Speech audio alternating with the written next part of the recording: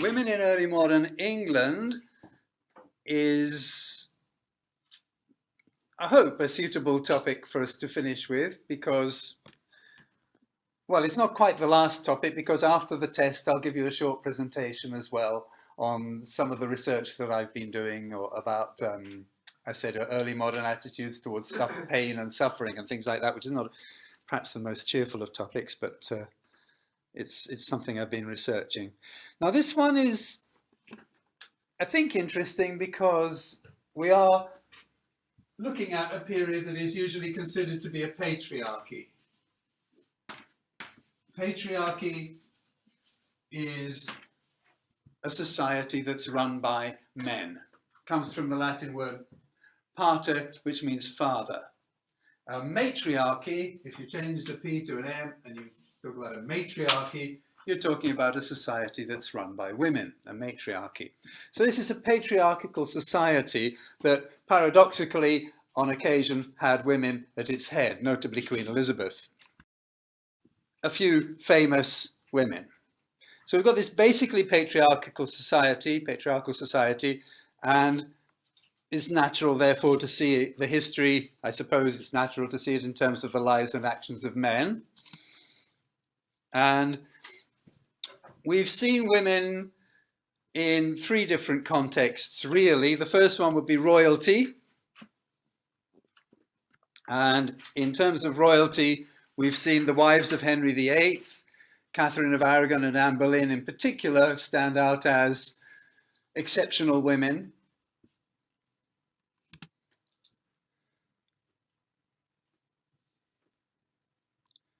Catherine of Aragon and Anne Boleyn.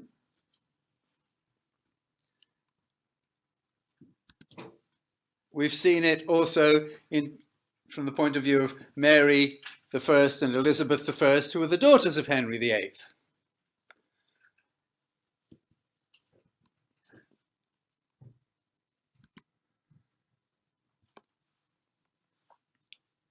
So two wives in particular, out of his 6 wives, and his 2 daughters stand out as being unusual women for that period.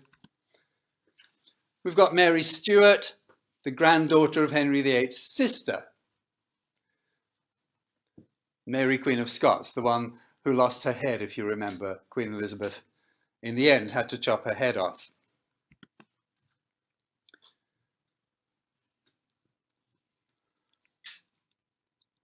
And we've got Lady Jane Grey, the 9-day queen. Poor girl, lost her head. She never really wanted to be the queen, but she was put in that position. And then Queen Mary I, chopped her head off. So we've got women at that level of society, at the top.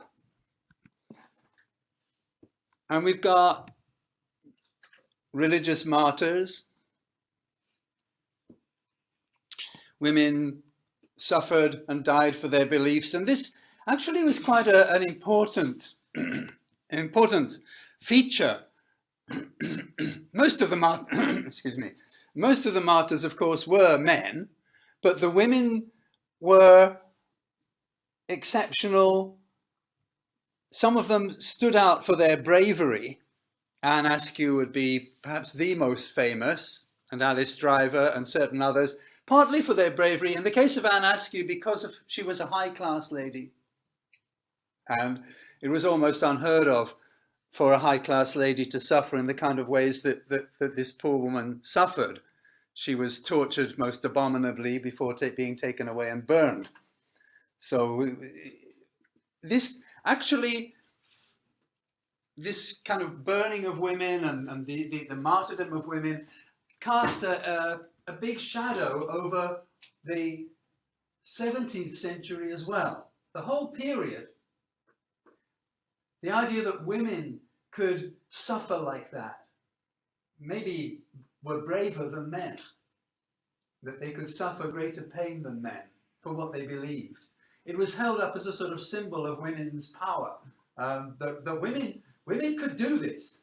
It was a few books have been written about how men were made to feel bad. If a woman can suffer like that, if a woman can put up with that, what's wrong with you guys?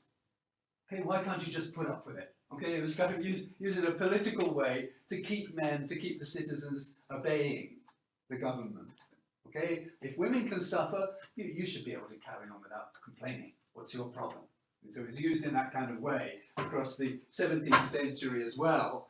And so it had a big effect on the way that women were seen in the society. Hello, take a print from the two prints there from the, that's it. And the other one would be women as witches.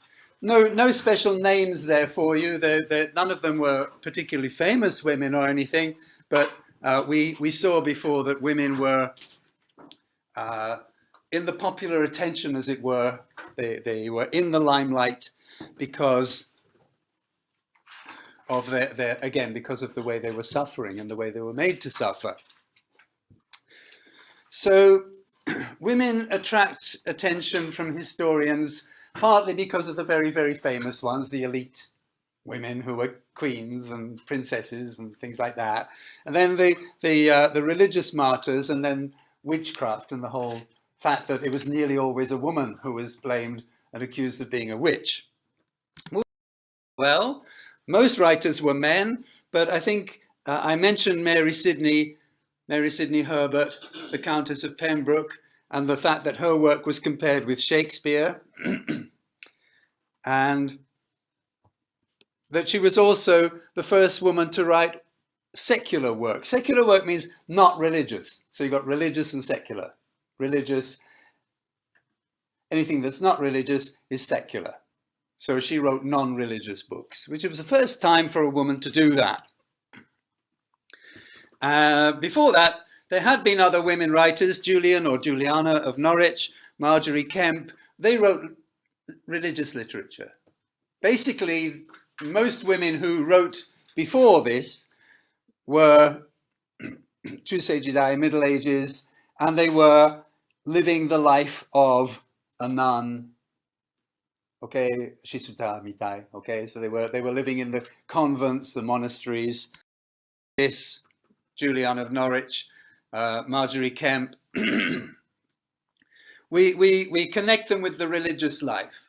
Particularly Julian of Norwich, certainly. She was a nun. She was living the religious life. Margery Kempe actually is quite interesting, rather different. Let's just take a little look. She's the first woman that we know of who wrote a book in English, Julian of Norwich, in the late 14th, early 15th century. And Margery Kempe actually wrote the first autobiography of anyone, man or woman. The first autobiography that we have in English, where a person tells their life story and what happened to them in their life. The very first one we have is by a woman. So in that sense, Margery Kempe is a trendsetter. She's doing something that nobody else had done. She's writing about her own life, and she had quite an interesting life. The convents where women like Julian of Norwich went were very important for the education of women. I said that women and men were educated by the monks and the nuns. Do you remember this? That until Henry VIII closed down the shodoing, the monasteries and the convents, they were big centers of education. And so women like Juliana of Norwich got their education basically through a religious source, which is why they usually wrote about religion. And then after the Reformation, secular schools, non-religious schools, started taking on the role of education. But most of those schools were for boys. So the market sort of opened up after the Reformation, when the monasteries were closed, the market opened up for schools. People wanted schools for their children, but they mostly wanted a school for their boys, their sons. They usually weren't too bothered about giving the women an education. And actually, it became harder for women in those years after the Reformation. The new schools that grew up after the monasteries were closed were mostly for boys, and it was difficult for women to get an education during that, during a large part of the 16th century. It became actually harder. Slightly different, because although she was also a religious writer and she writes about religious experiences, mystical experiences, she also lived a normal family. Normal, I mean, she had 14 children, which is not normal for these days, but in those days women had many children because a lot of them typically would die when they were very small, or not even be born alive, or that sort of thing. She was a family woman, she was a businesswoman, she was a traveller. She went to Europe, she went to Jerusalem.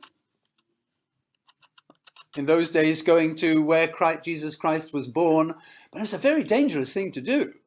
There was a lot of fighting going on in the area. It was a risky thing to do, but people did it kami-sama no tame. They called it a pilgrimage, going on a special journey for God to the place where Jesus Christ was born. So quite an adventurous lady. And if we read her book about her life, she had quite an adventurous life. Interestingly, she probably could not read or write. So you're thinking, どうやって本を書きましたか? Well, probably she dictated it. She spoke it to a scribe who wrote it down. She was not poor. She was from quite a well-off family. They had money. Not high class and rich. I mean, not in the kind of top elite. But she was comfortable, and they could pay for a scribe. So they suspect that she probably got a scribe to write it down, that she herself could not read or write.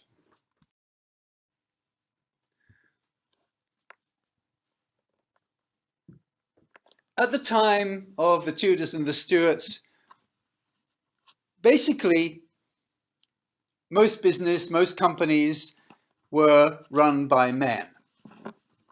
But there were certain areas in which women could work. Home-based businesses that could be done, from the family home, basically, were not so unusual. And Marjorie Kemp, before the Tudor and Stuart period, in the late Chusei Jidai, in the 15th century, she had a brewery in her home, making beer. So she'd make the beer and sell it to people in the town. A grain mill, people would bring their mugi to her to grind it into komugiko, to grind the grain into flour. Those were both fairly popular businesses for women in the late medieval times and in the early modern times, the Stuart periods, the Tudor period. That kind of work was not unusual.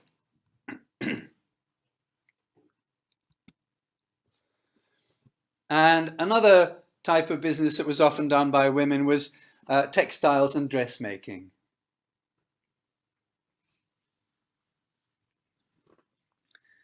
Again, it's something that could be done at home.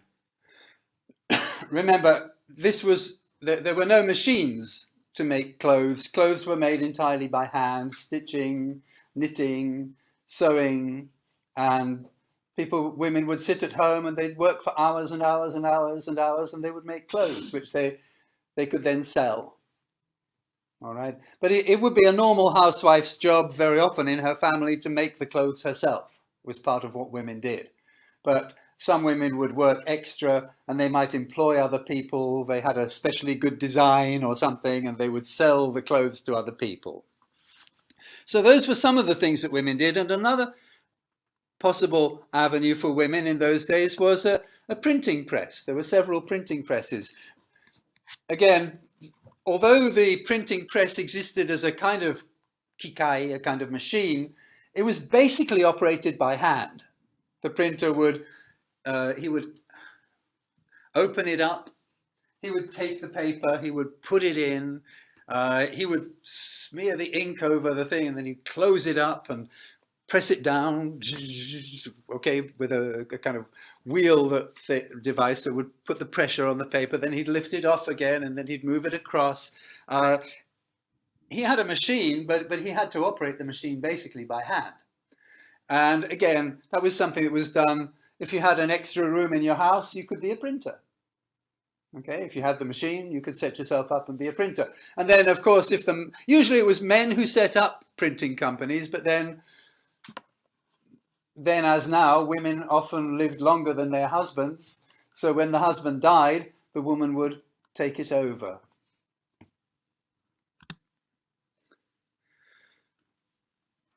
But having said that, it would be fair to say that in general, it was unusual.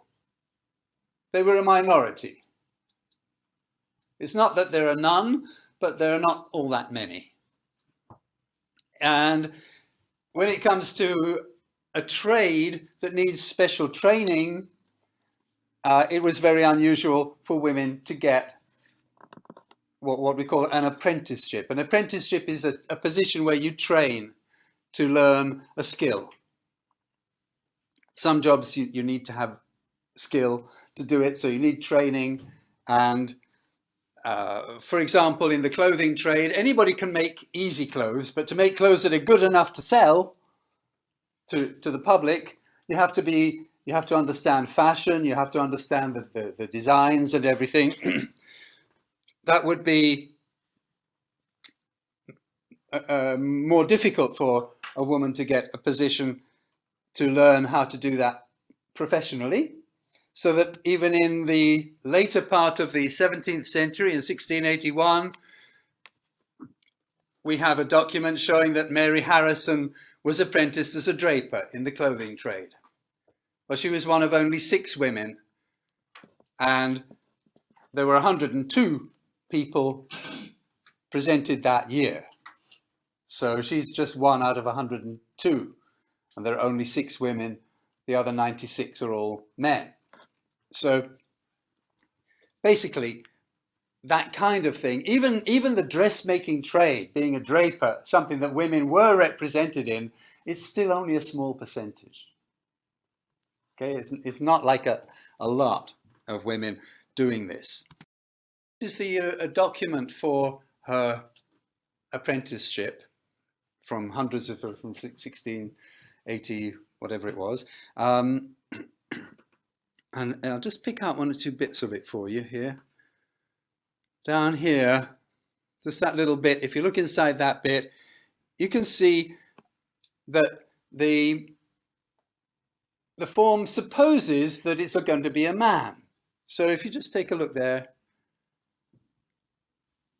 okay, it says he on the printed form. They had to put a little s in, okay, she. But it was unusual because they supposed that it was going to be a man. All right, so that's how unusual it was, that the form is written for a man and has to be changed by hand for a woman. Okay, supposed to be master, they changed it to mastress, which is supposed to be mistress. Okay, they had to change master to the feminine because she was indentured to a woman. She was a woman, and her the person training her that she was working for was also a woman. So they had to change both of them in this case. All right, herself. Okay, the spelling gets a bit strange because it's supposed to be himself, and they changed it to herself. Okay, so kind of trying to change the form, but the form was written for a man. Okay, even at the end of the 17th century, it's still very unusual to have a woman doing that kind of work.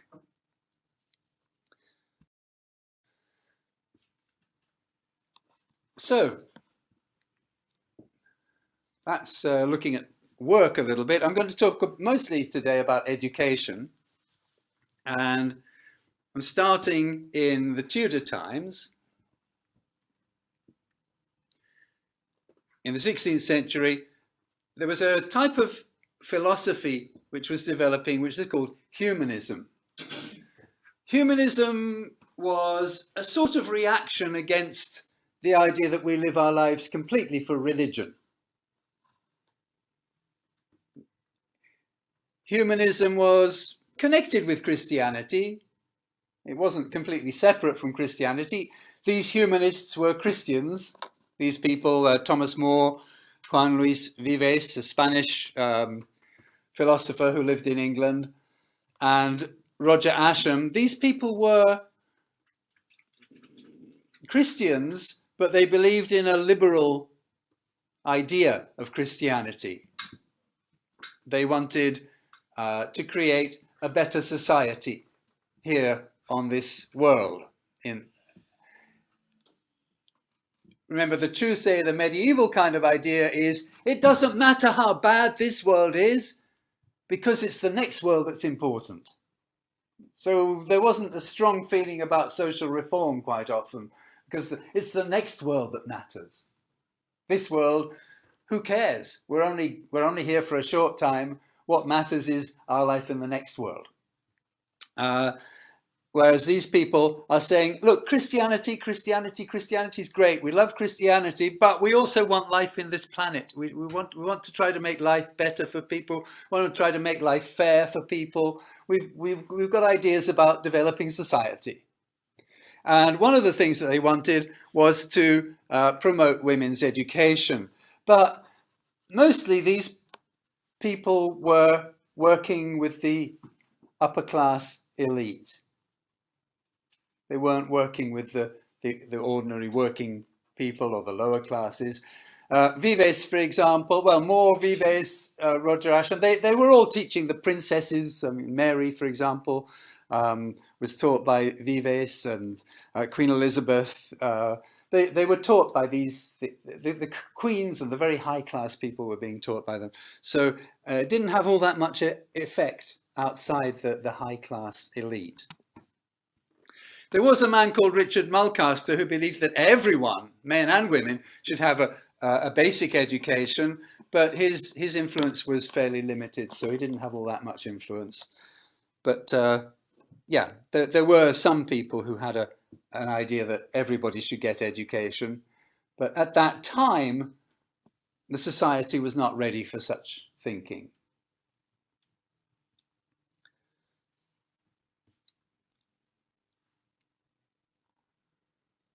Okay.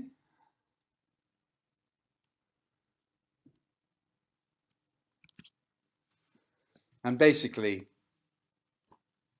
the result was that for most women, there was very little or just no education available.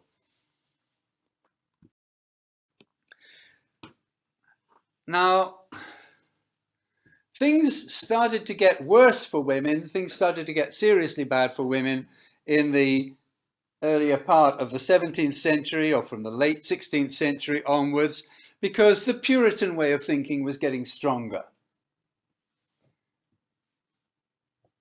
Puritan values were generally bad news for women. Puritans didn't like women very much. And they would look at the Bible and say, well, in the Bible, women help their husbands. Women serve their husbands. The man is the master, very much a patriarchy, and the woman exists to help the husband and to bring up the children. That's what a woman's for. She doesn't need education. She's just there to raise children and to help her husband. And as these Puritan ideas got stronger and stronger, things got more and more difficult for women in the earlier part of the 17th century.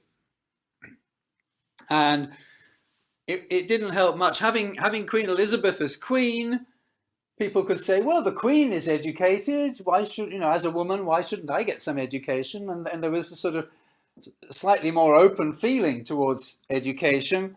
But when the new king came in, he was very negative about women's education.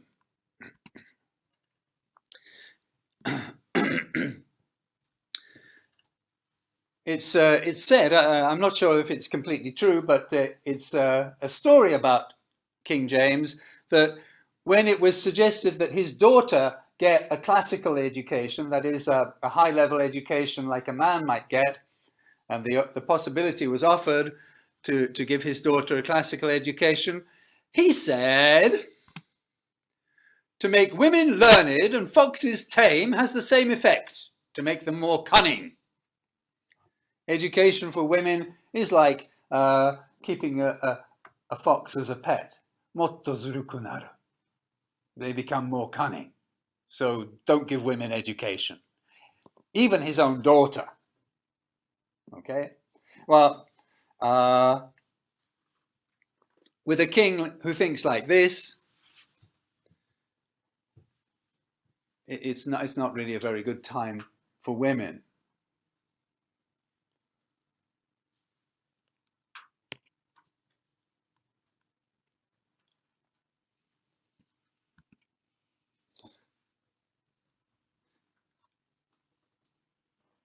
If a woman got any education at all, it was most likely to be just a basic ability to read.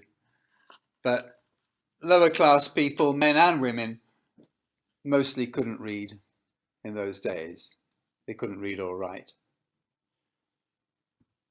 So they would be taught how to read, they'd be taught how to be a housewife, and that was about the end of it for women.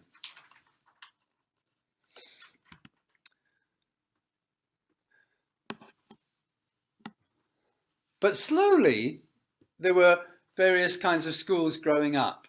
So there were some private boarding schools for girls.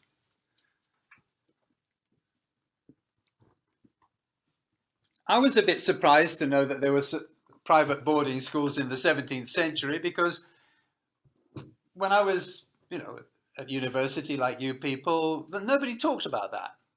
I thought there wouldn't be any education for women at all. But there were actually a few schools, and even one part of London, well, it's London now, it's Hackney. In those days, it was a village outside London, and it became a sort of fashionable place for girls' schools. And there were several girls' schools there for educating girls from rich families who could afford to send their daughters to those schools.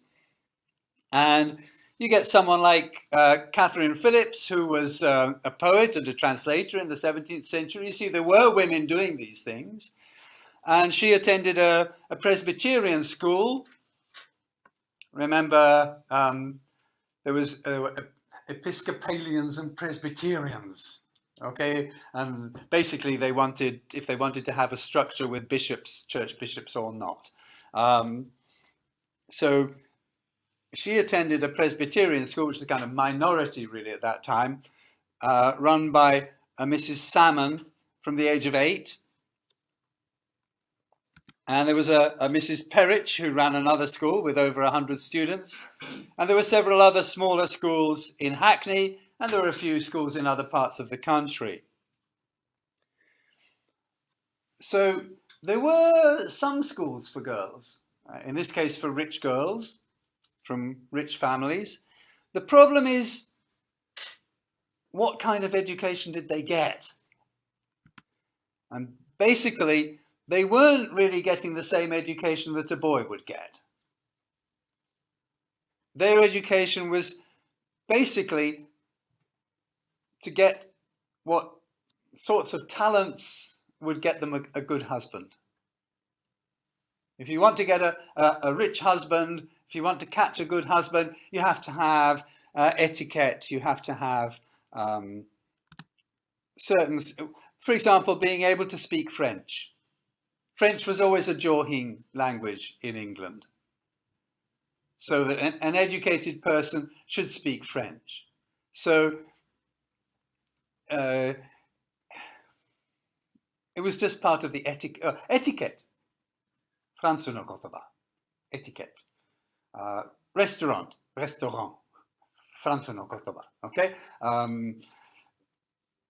Many of the words connected with kind of elegant. Okay? Elegant. Fransu no gairaigo.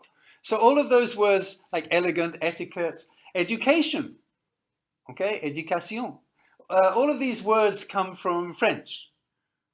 So the more basic language is Anglo-Saxon. House, for example, hus. More basic things were Anglo-Saxon, but all of the kind of elegant, classy things, the vocabulary was all French.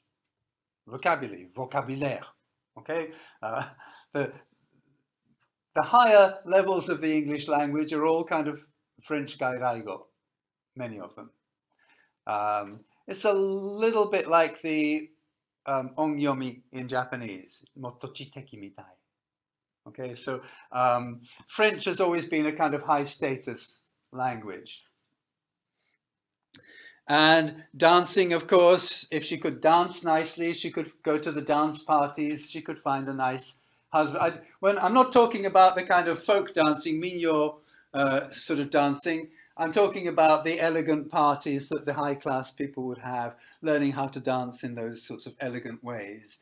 And needlework so that she could sit quietly at home, no television, okay, no keitai, no sumaho, no iPod, nothing. I mean, just sit there and do needlework all day. Play the piano. Well, they didn't. Sorry, I should say play the harpsichord or something, because the piano came in a little bit later. But play musical instruments, sing nicely, those kinds of things.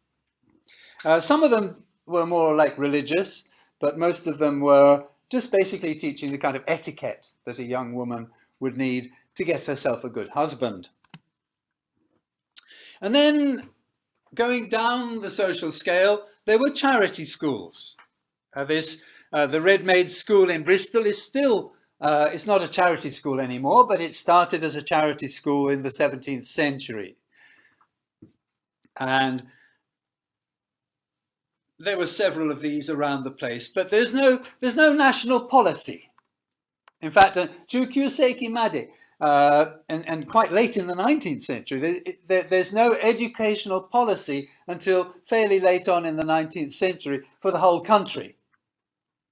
It's just in the town of Bristol, there's a man called John Whitson, and he's the city mayor, and he's kind of erai, he's a high-class rich man in that city.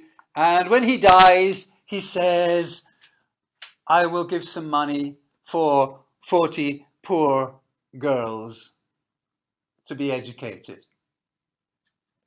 So in Bristol. But tonari no machi, nani mo nai. Doko e itte mo, okay? For maybe 50 kilo gurai in every direction. It's the only one, okay? And then maybe 100 kilo gurai, 100 miles away, there might be, or 70 or 80 miles away, there might be another one. Okay, there's a very few of them, and no system, no guarantee. If you were lucky, some rich guy in your town would die, and you might get an education. Not all of them were for girls. Some of them, obviously, many of them were for boys, but some of them were specially for girls. And so there were charity schools for both boys and girls. More for boys, but still some for girls as well. And there was another type of school that was beginning to develop here, which again was for both boys and girls, and it was called a dame school. A dame school was a dame, of course, means a lady. It would usually be a woman who had not married, and she would run a school usually for boys and girls, but young ones. Okay, 10歳ぐらいまで. But it depended, hito ni yotte. Some people would stay later and continue. And they were usually open to boys and girls. If it was a good teacher, it could be quite a good school. But if the teacher was poor, it might be a poor school. Some of these schools, the education was all by punishment. Okay, you come here, put your hand up, bang, bang, bang, bang. Okay, punishing the children because they couldn't remember their homework or they couldn't answer the questions. Some schools were like that. Others were very good schools. So it just depended again if you were lucky. And parents would pay a little bit of money to send their child to the dame school to get a basic education. This would be a fairly low-class thing. Rich parents wouldn't send their children to a dame school. It would be the local people, and they would send their children to a school like that. But again, no national policy. If you were in the top families, then again, both men and women would get their education at home, usually.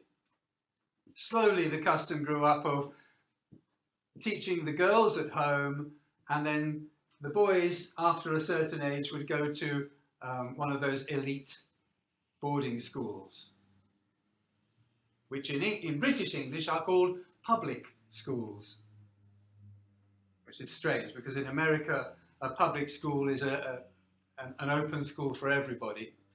In Britain, a public school is a private school.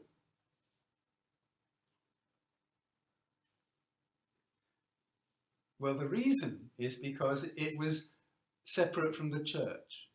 It was public because it wasn't part of the church. Before this, all the education was church education. So public meant open to people, but not connected with the church.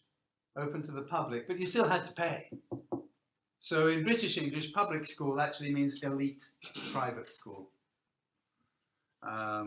It's confusing because in American English, of course, public school means what you would think. It means a school open for everybody. But women were usually educated at home for the very rich. And some of them might go abroad and study abroad. But the whole society was telling them, for a woman, too much education would be bad. Don't be too educated.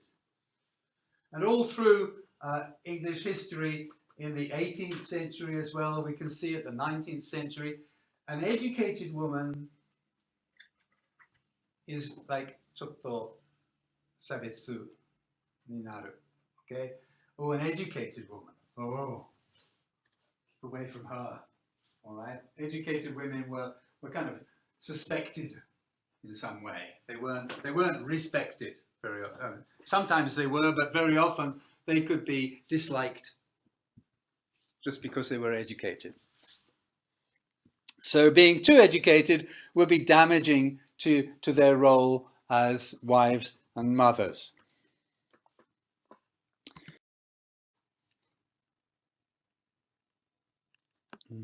Sorry. Okay.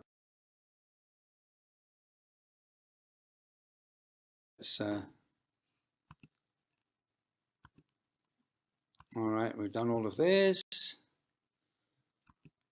Keep going.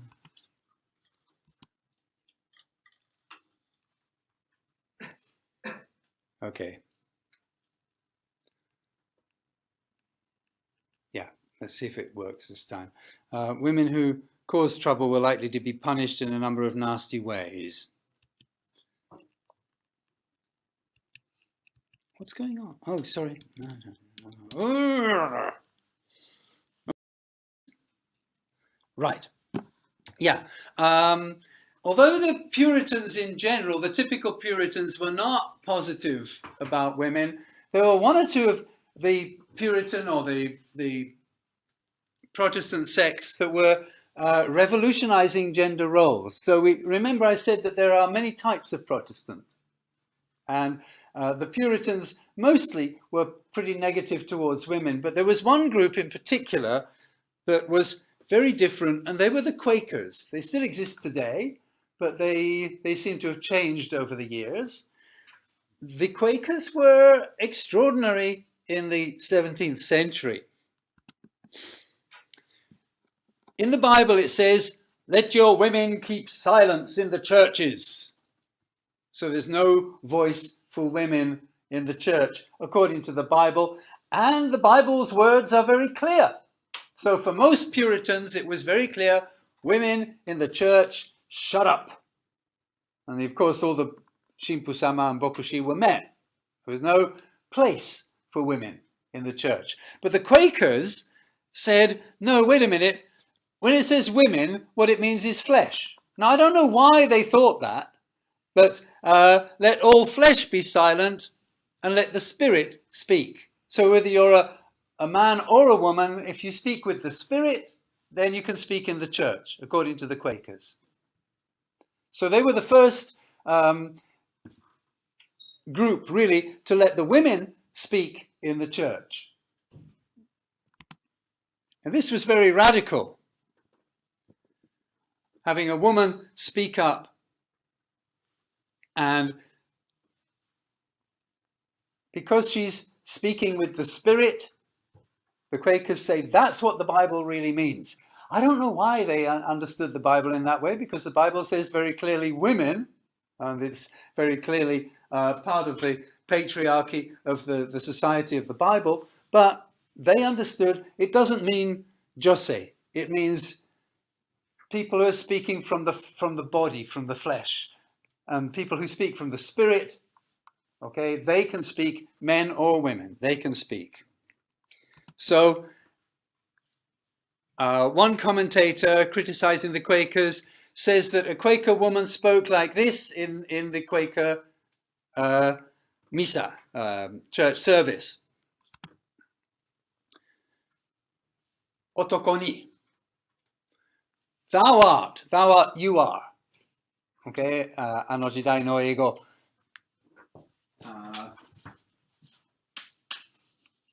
Thou equals you, and art equals are. Thou art the woman, you are the woman, for thou art flesh.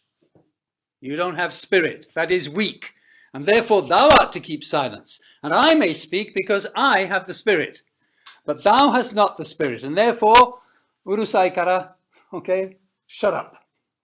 Tomare. Okay? Wow! In the 17th century, a woman speaking like that to a man. This was revolutionary.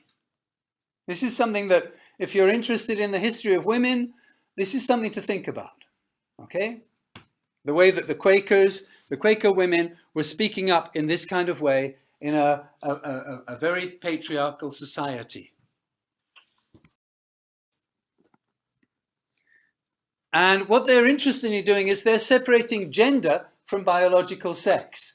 They're saying, when you speak with the spirit, then you are a man. Otoko demo, onna demo. If you speak with the spirit, then you speak like a man. If you speak with the flesh, then you are jose. Not biologically, but in your psychological gender. Gender and sex are two different things. Okay? Sex is biological.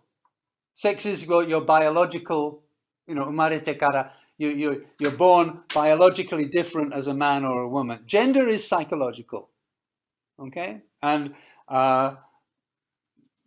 so this is the first time, really, I think, that we see gender and sex being separated in the Quaker talking, the Quaker preaching of the 17th century is one of the first times that we see the separation of gender and sex.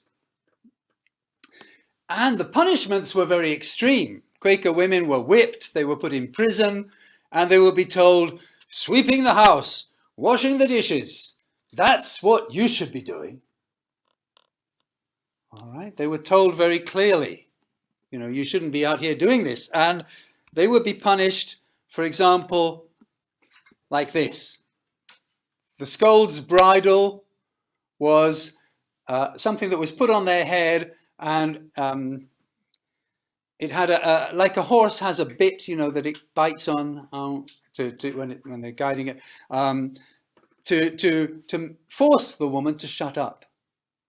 And she would be taken through the streets like this, and she would be hit with the stick as a punishment for speaking out like that. So women were taking real risks. Here's a close-up of that skull's bridle. Okay, you can see how it covers her mouth. It forces her not to speak. It silences her.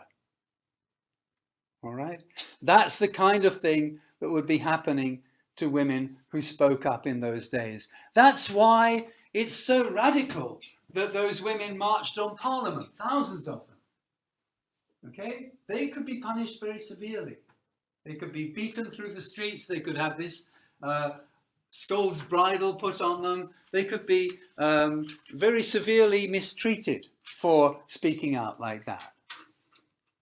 And yet they still did it.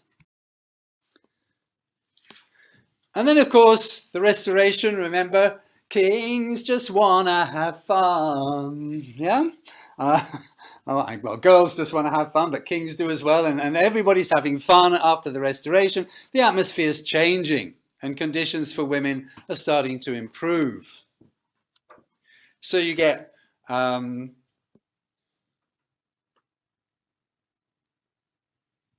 I'm sorry, I thought I'd taken this out. This is well, we've got Margaret Cavendish's Observations on Experimental Philosophy. And now Margaret Cavendish was, again, she's very unusual because she was a scientist. She was the first woman to be accepted into the Royal Society, which is a kind of club for scientists. And she mixed with the, well, Descartes, you know, you've heard of Descartes, I suppose. Hobbes may be not so famous for you people, but Hobbes and Boyle, very famous philosophers and scientists in the 17th century. So here's an example where a woman, in this case a woman, is succeeding inside the man's world. And so it's beginning to happen in the 17th century. But it's still a man's world. It's not like a woman having an equal world with men. She's in a man's world, and she's being heavily criticized by some people. You know, a woman coming into this man's world like this. A lot of men didn't like it. And in some ways, it's interesting that she can do this, but in another way, it's kind of, she can do this, but most women can't. So we get one or two women who are able to do something like this, a small number. But most women are still living lives without education.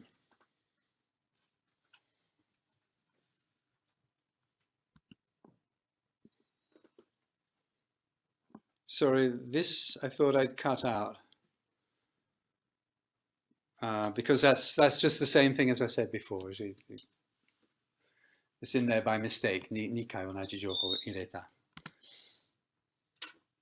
So, yeah, most girls' schools are still continuing to prepare young ladies of fashion, and they're just there to train girls to be future brides.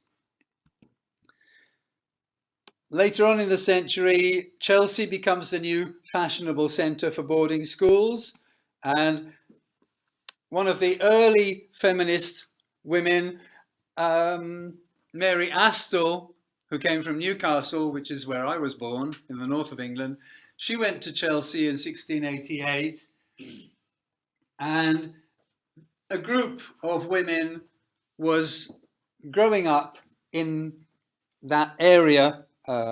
It used to be outside London. Now it's part of London, and we're getting a group of women who are thinking in a kind of feminist sort of way.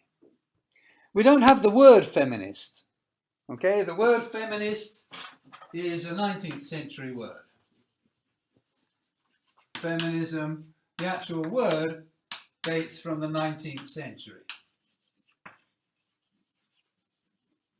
But feminist thinking, feministo no kangaekata, that men and women are equal, or men and women should have onaji kenri, byodo, such thinking, of course, is older than the word itself. So the word feminism is a 19th century word, but the ideas of feminism go back much earlier. And we get some interesting women in Mary Astell's circle. We've got Mary Chudley, a poet, Judith Drake, the author of an essay in defense of the female sex, which is an early feminist publication, Elizabeth Elstob, who translated from Anglo-Saxon into modern English, Lady Montague-Wortley, Mary Wortley Montague, the poet, who also introduced the vaccination against smallpox. And Elizabeth Thomas, who was home educated, learned Latin. You're starting to get a kind of elite of women who are challenging the patriarchy. And one of the most famous statements from these early, we call them, probably the best word to be used would be proto-feminists. Proto means like before or first or early feminists. Okay, if we talk about feminism, people usually think, oh, 19th century. If we talk about proto-feminism, people would think, oh, you mean feminism before feminism. Something like that. And here's an interesting one. If all men are born free, why are all women born slaves? So even in the 17th century, women were beginning to think like this.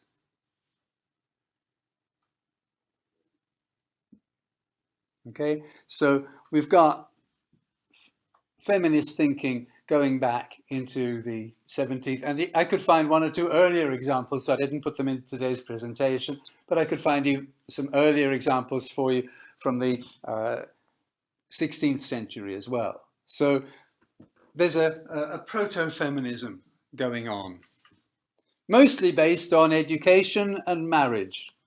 The two things that women were saying was we should have the same education as men, and when we marry, we should have the same rights. So those would be the two basic pillars of early modern proto-feminism, or early feminism. Okay, well, I'm going to wind this up. I think we're probably going to finish a few minutes early today. So in conclusion then, as I say, the word feminism doesn't occur in English until the middle of the 19th century. A lot of studies of feminism start with Mary Wollstonecraft, A Vindication of the Rights of Women, which is from the end of the 18th century, and they see that as being the first feminist treatise. But actually, 100 years before Mary Wollstonecraft's famous book, there was a strong move by some women towards arguing that women should have an equal position in society. So,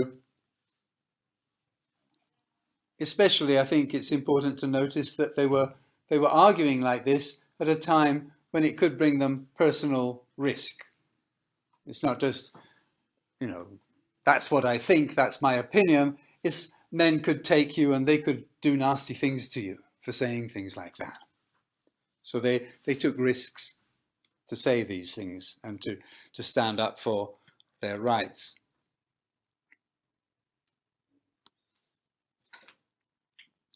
So yeah, I've picked up Mary Astell as perhaps being the strongest voice from that time. We could look at one or two others, but Mary Astell stands out.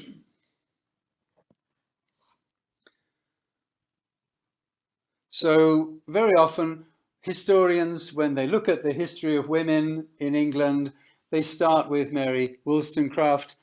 I'm telling you, you can go back much earlier and find a kind of proto-feminism before that.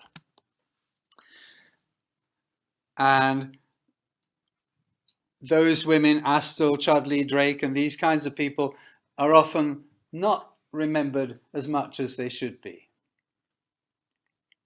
So I would say if you're interested in researching, it's a topic that's not been properly researched still. So the way they challenged gender roles, the way they demanded equal treatment for women, I think it was, I was certainly surprised to know that women were doing that in the 17th century.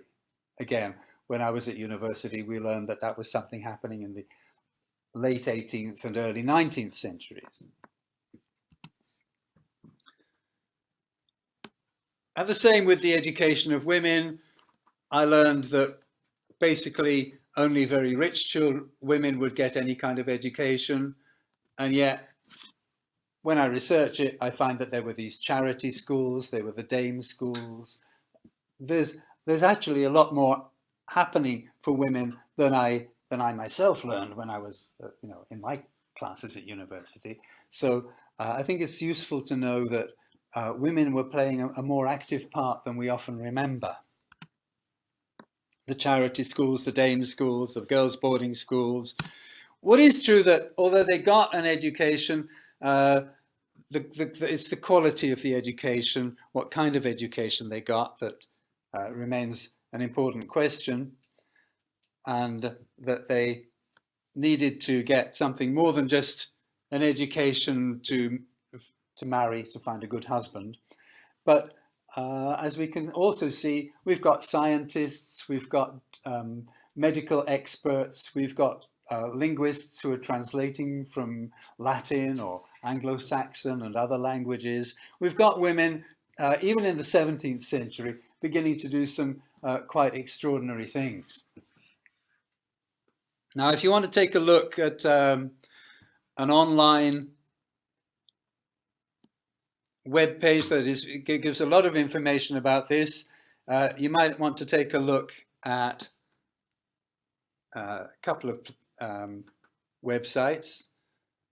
One of them is British History Online, has a page on private education and from the 16th century, and it says a lot about women's education that I hadn't known before. And there's a book written in 1992 which you can find online again. I think you can find quite a lot of it on Google Books. You might find it some other places, but just Google that one up, Charlotte Autumn, on English women's voices, if you're interested in this subject, because she's got quite a lot of interesting things to say. Okay. And that's about it, really.